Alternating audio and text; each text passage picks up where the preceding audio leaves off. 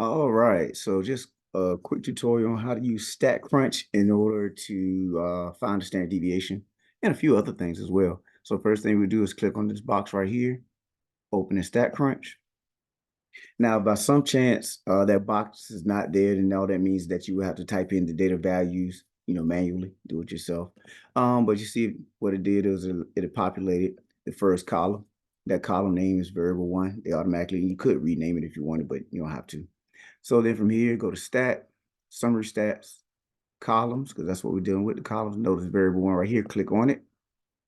And then from there, you can see you have all of these options here that you can find.